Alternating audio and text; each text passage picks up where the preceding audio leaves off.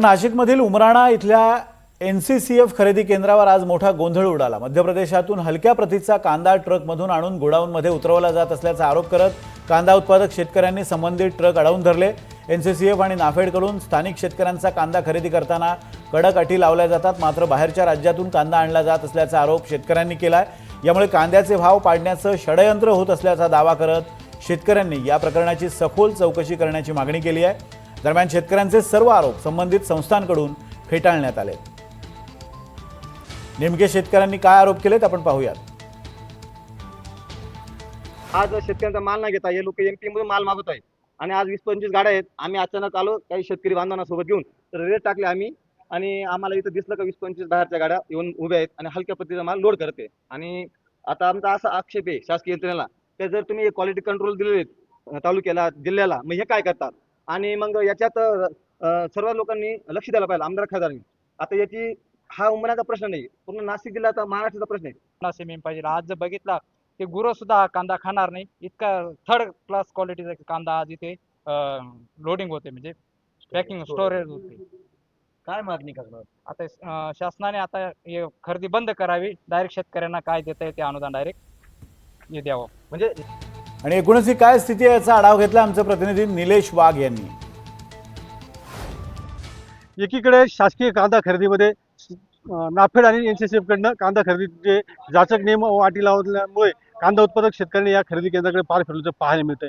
आपण जर पाहिलं तर गेल्या 1.5 महिन्यामध्ये जवळपास 6 वेळा नाफेड आणि NCCF ने कांद्याचे दर वाढून देखील या ठिकाणी कांदा खरेदीकडे कांदा उत्पादक शेतकरी जे ते या ठिकाणी पाठ फिरवत दिसत आहे। असं असताना नाशिकच्या उमराणे येथील एका खरेदी केंद्रावर आपण पाहिलं तर NCCFच्या खरेदी केंद्रावर इंदोर आणि मध्य प्रदेश राज्यातून जवळपास 20 ते 25 ट्रक कांदा जो तो या ठिकाणी या खरेदी केंद्रावर आणण्यात आला होता। हा कांदा जो आहे तो हलक्या प्रतीचा असल्याचा आरोप जो आहे तो या ठिकाणच्या काही शेतकऱ्यांनी केलाय आणि शेतकऱ्यांनी या ट्रक जे आहेत या ठिकाणी अडवून धरले होते। त्यामुळे काही काळ जे पण या ठिकाणी तणावाचं वातावरण निर्माण झालंय आणि हा जो कांदा आहे या ठिकाणचं जे NCCF गोडाऊन जे आहे या ठिकाणी तो खाली केला जातोय। कुठल्याही प्रकारचे नियम अटी ह्या पाळल्या जात नसल्याचा आरोप जो आहे तो शेतकऱ्यांवर केला जातोय। एकीकडे शेतकऱ्यांचा कांदा खरेदी करताना नियम व अटी लावल्या जातात, मात्र दुसरीकडे मोठ्या प्रमाणावर अशा पद्धतीने कांदा आणून गैरव्यवहार केला जात असल्याचा आरोप जो आहे तो आता शेतकऱ्यांकडून केला जातोय। आणि या संपूर्ण प्रकारची आता सखोल चौकशी व्हावी अशी मागणी जी ती आता कांदा उत्पादक शेतकरी करतात आणि त्याच मागणीसाठी आता कांदा उत्पादक शेतकऱ्यांनी या ठिकाणी ठिय्या देखील मांडला आहे। जोपर्यंत शासकीय अधिकारी येत नाही आणि या संपूर्ण प्रकरणाचं शहानिशा करत नाही तोपर्यंत आम्ही इथून हटणार नाही, असा काहीसा पवित्रा जो आहे तो कांदा उत्पादक शेतकऱ्यांनी घेतल्यामुळे या ठिकाणी आता जो पेच निर्माण झाल्याचं पाहायला मिळतं। निलेश वाघ, NDTV मराठी, उमराणा, नाशिक। दरम्यान कांदा उत्पादकांनी केलेले आरोप संस्थेने मात्र फेटाळले आहेत। काम करतात।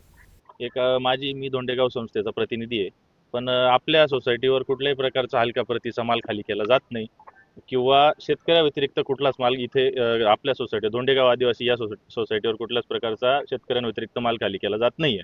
आज गाड्या हव्या MP च्या गाड्या हव्या नाही, तुम्ही त्या गाड्यांवाल्यांशी इन्क्वायरी करू शकता। त्यांनी जर सांगितलं की दोंडेगाव आदिवासीच्या गाड्या आहेत तर त्याला जबाबदार मी, पण त्या गाड्या दोंडेगाव आदिवासी संस्थेच्या नाहीत।